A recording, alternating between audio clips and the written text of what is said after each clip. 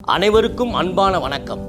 மலேசிய மண்ணின் மைந்தர், சமூக சேவகர், பிறர் நலன் கருதி உதவும் கரம், மனிதநேயம் கொண்ட மக்கள் தொண்டர், தமிழ் டாக்டர் திரு நெல்சன் முருகன் ஐயா அவர்கள் இப்போது உங்கள் முன் உரையாற்றுவார். இதோ. வணக்கம். நாம் எப்பொழுதுமே வாய்க்கு சுவையாக சாப்பிடக்கூடியவர்கள், உணவு எடுக்கக்கூடியவர்கள். எப்பொழுதுமே யாராலையும் நீங்கள் இதை தான் சாப்பிட வேண்டும் அல்லது இதை தான் நீங்கள் குடிக்க வேண்டும், இதுதான் உங்களுடைய வாழ்க்கையில் தினந்தோறும் சாப்பிட வேண்டும் என்ற ஒரு வார்த்தைக்கு இடமில்லை.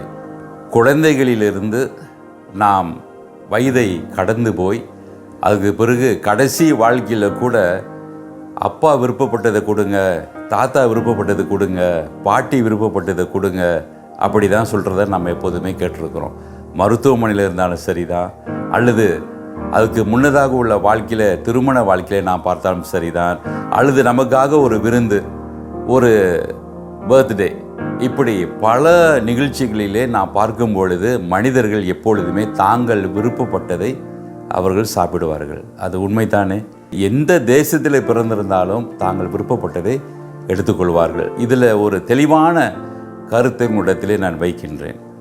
மனிதன் தன்னுடைய பசிக்கு சாப்பிடுகின்ற உணவு அவனுக்கு சக்தியாக மாறி பிறகு தன்னுடைய உடலுக்கு அவன் வலிமை பெற்று அவன் வாழ்க்கையிலே தன்னுடைய ஓட்டத்தை அவன் துவங்குகிறான். ஆனால் இதே போல தன்னுடைய வாழ்க்கையில் கடவுளை அறிந்து கொள்ளும் வாழ்க்கை மிகவும் முக்கியமானது.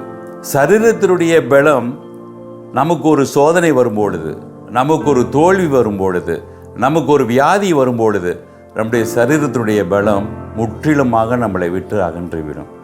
ஆனால் கடவுளை சார்ந்து, கடவுளை அதிகமாக நேசித்து, கடவுளுக்கு பயந்து, கடவுள் சொல்லக்கூடிய அனைத்து காரியங்களையும் நீங்கள் சுமக்க பழகினால், அதை படித்து கொண்டால், நீங்கள் சத்தியத்தை அறியும் பொழுது, சத்தியத்தை சரியாக படிக்கும் பொழுது, ஒவ்வொரு கடவுளுடைய வாழ்க்கையை நீங்கள் பார்க்கும் பொழுது, வந்த கடவுள்களெல்லாம் மனிதர்களை பார்த்து ஏழைகளுக்காக வந்தேன், உங்களுக்காக கண்ணீர் விட்டார், கடவுள்தான் ஏழைகளுக்காக வந்தேன் என்று சொன்னார்.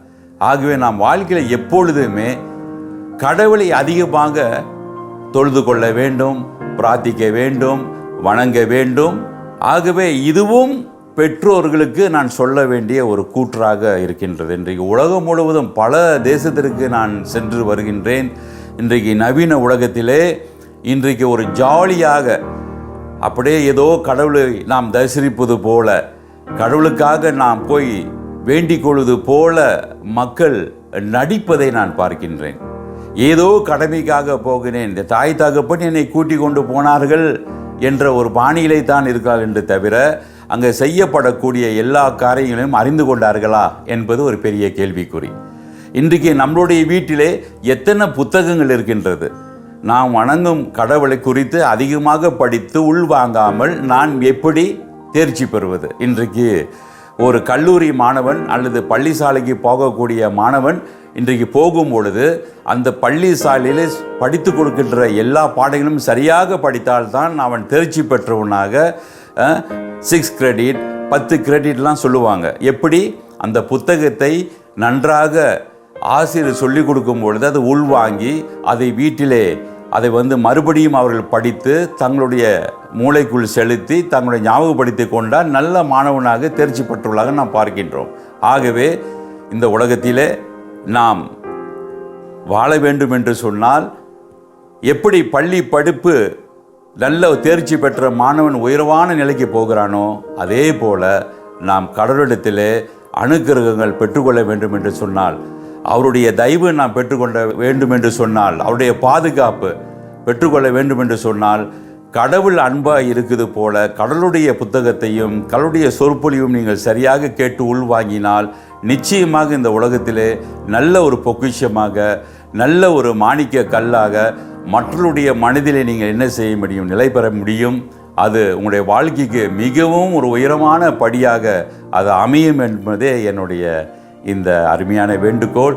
ஆகவே மனிதனுடைய பலத்திலே நடக்காமல் கடவுளை சார்ந்து கடவுளுடைய பலத்திலே நடக்க பிள்ளைகளுக்கு சொல்லிக் கொடுங்கள் என்று சொல்லி இந்த உலகத்தில் இருக்கக்கூடிய என்னுடைய ஜனங்களே, தாய் தகப்பன் பெற்றோர்களுக்கு குழந்தைகளுக்கு நான் மிகவும் வலியுறுத்துகின்றேன். தயவு செய்து பின்பற்றுமாறு உங்களோடு தமிழ் டாக்டர் நெல்சன் முருகன்.